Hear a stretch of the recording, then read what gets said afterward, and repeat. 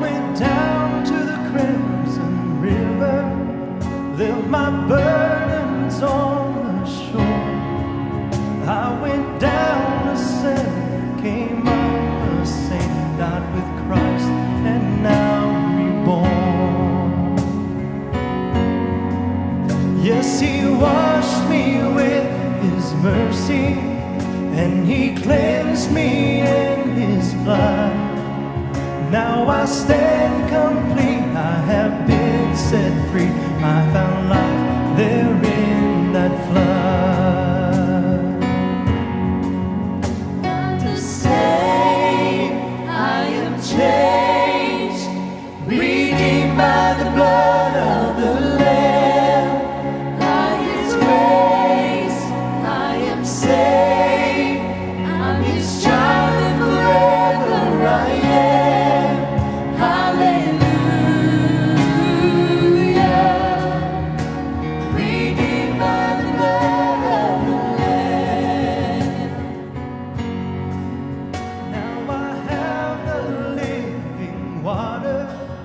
From the well that won't run dry, all the pains of life have been satisfied by the precious blood of Christ. Not to say I am changed, redeemed by the blood of the Lamb. By His grace I am saved, child and forever I am. Hallelujah. Redeemed by the blood of the Lamb. It's time to cross the river. I will shine in glorious light.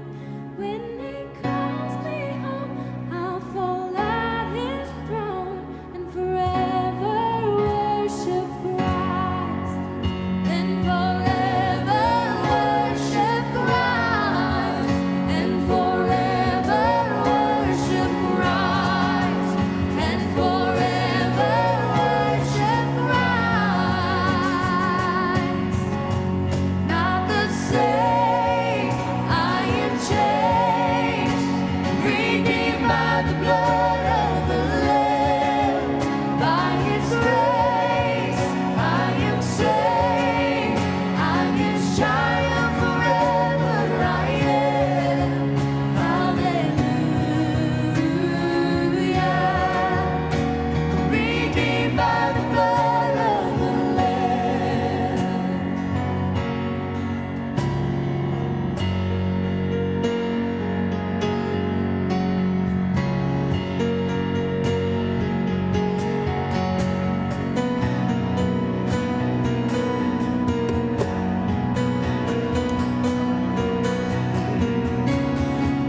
We overcome by the blood of the Lamb. We overcome by the blood of the Lamb. And the word of our testimony. And the word of our testimony. We overcome by the blood of the Lamb. We overcome by the blood of the Lamb. And the word of our testimony. And the word of our testimony. We overcome by the blood of the Lamb. We overcome by the blood of the Lamb. And the word of our testimony. And the word of our testimony. We overcome by the blood of the Lamb. We overcome by the blood of the Lamb. And the word of our testimony. And the word of our testimony. We overcome by the blood of the Lamb. We overcome by the blood of the Lamb. And the word of our testimony. And the word of our testimony.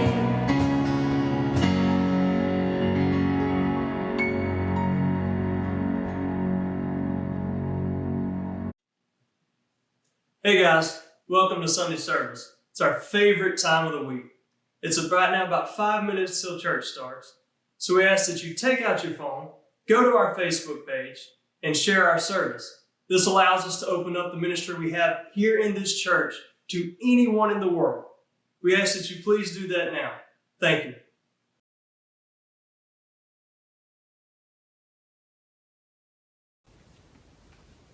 Welcome our church family on this Wednesday night. Thank you so much for joining us, and to our friends. We welcome you on this Wednesday night to our Bible study, and also we're going to do something that we did last Wednesday night that everybody seemed to enjoy, and that's our testimonies from some of our church family. So we want to do that. First of all, let me give some update to our calendars. Of course, because of this being a very fluid situation with the coronavirus, this has changed.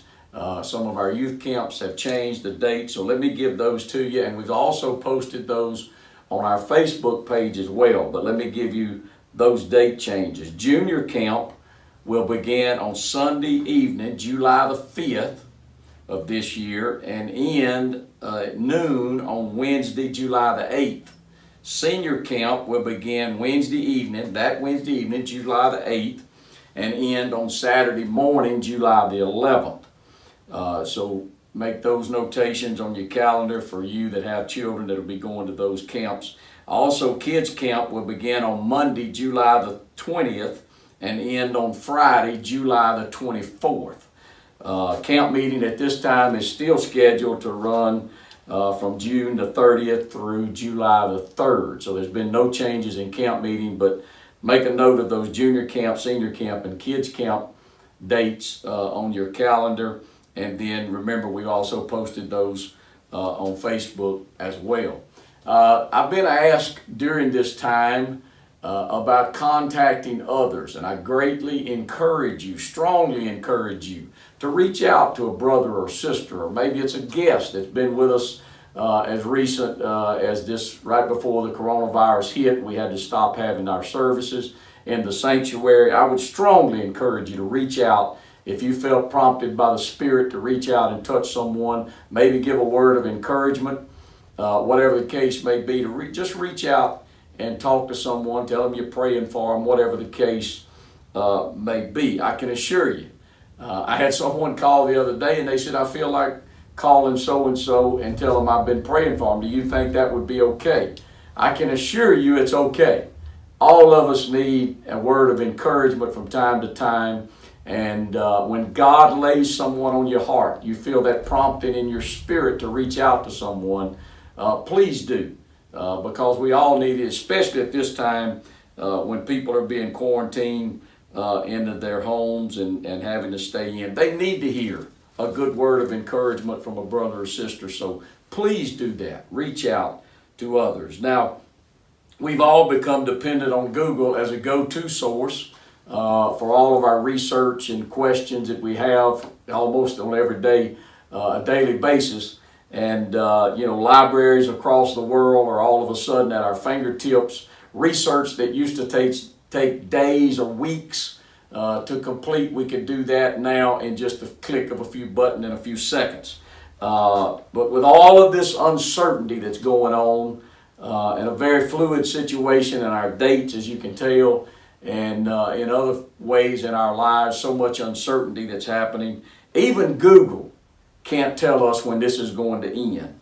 If you would have told any of us at the beginning of 2020, at the beginning of this year, that these things were going to happen, I don't think anyone had a clue how much drastically our lives would look in just a few short months. However, the governor's office has indicated that it looks like maybe on May the 1st, we'll see some form of a limited amount of let up in some of these mandates and restrictions.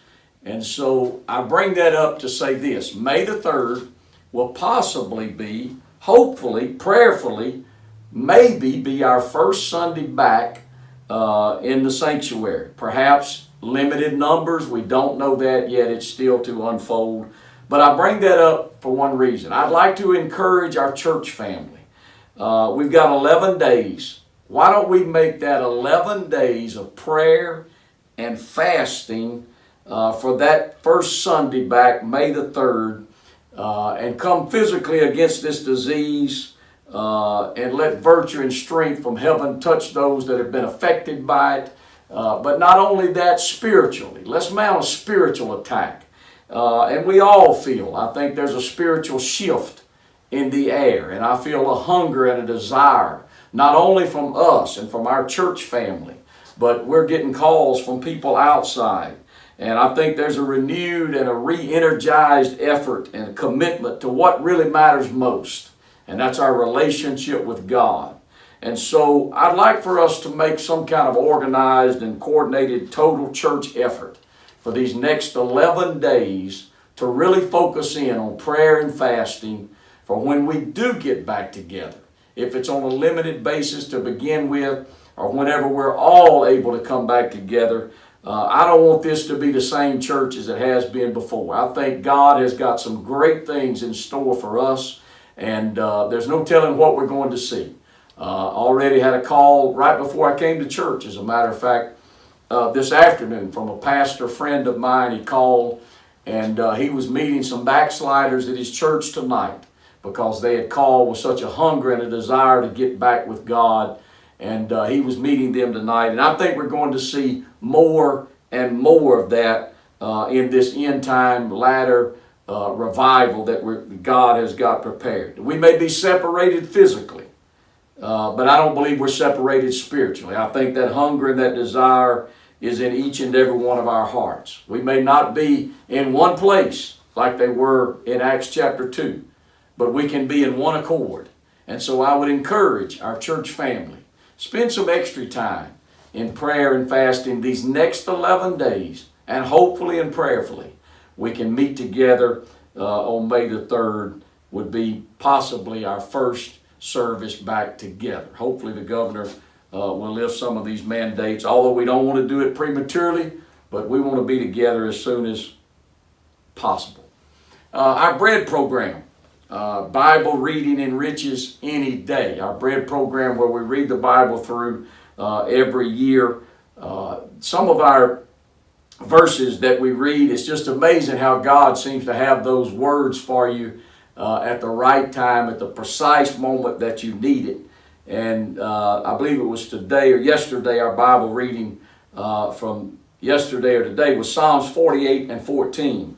For this God is our God forever and ever. He will be our guide even unto death. The psalmist said, no matter what's going on around me, no matter what's happening around me, and psalmist certainly had no idea COVID-19 would be going on in this hour, but he said, no matter what's going on, God is still my God. Nothing that's happening in this world, nothing that's happening to you personally is going to change the fact if you have that relationship with God, He is still your God and will be, the psalmist said, forever and ever, and He will be our guide.